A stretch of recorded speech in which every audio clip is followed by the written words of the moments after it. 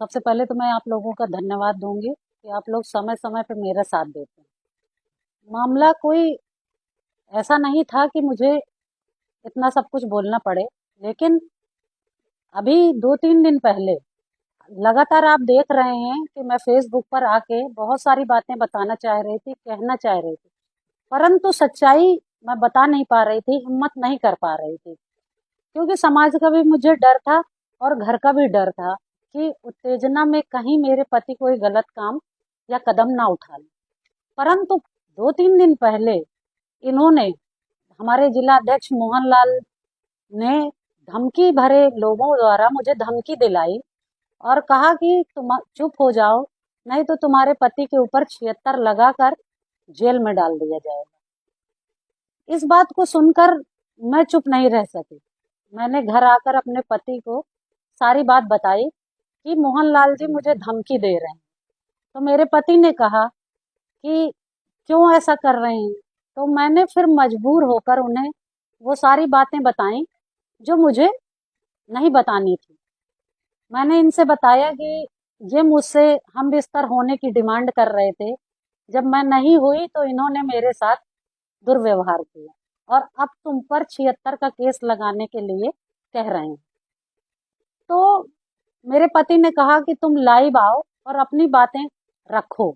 आप लोगों ने फेसबुक के माध्यम से सब कुछ देखा है और सुना है कि मैंने कैसे क्या इनकी सच्चाई को बयान किया।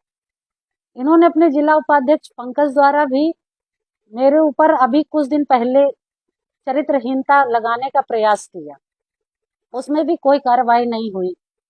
इनके प्रिय महामंत्री जयपाल जी, वो भी अक्सर मुझे फोन करके इनके द्वारा कही बातों को मनवाने का प्रयास करते थे इनडायरेक्टली, परंतु मैं सब समझती रही, बात करती रही, क्योंकि मुझे संगठन में काम करने का लगन था। मैं अपनी 10 साल की मेहनत बर्बाद नहीं करना चाहती थी, इसलिए मैं शांत रही। समाज का मुझे डर था कि समाज अक्सर महिला को ही गलत ठहराता है। इन कारणों से मैं चुप रही और बराबर इन लोगों की सारी बातों को अवॉइड करती रही। आज जब मेरे परिवार और घर पर बात आई तो मैं फिर चुप नहीं रह सकी और फेसबुक पर लाइव आकर सारी अपनी व्यथा को मैंने लोगों तक रखी।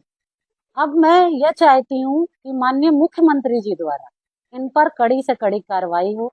ऐसे लोगों को संगठन चलाना नहीं चाहिए, इनको बाहर निकाल के फेंक दें, तभी इनके होश ठिकाने आए।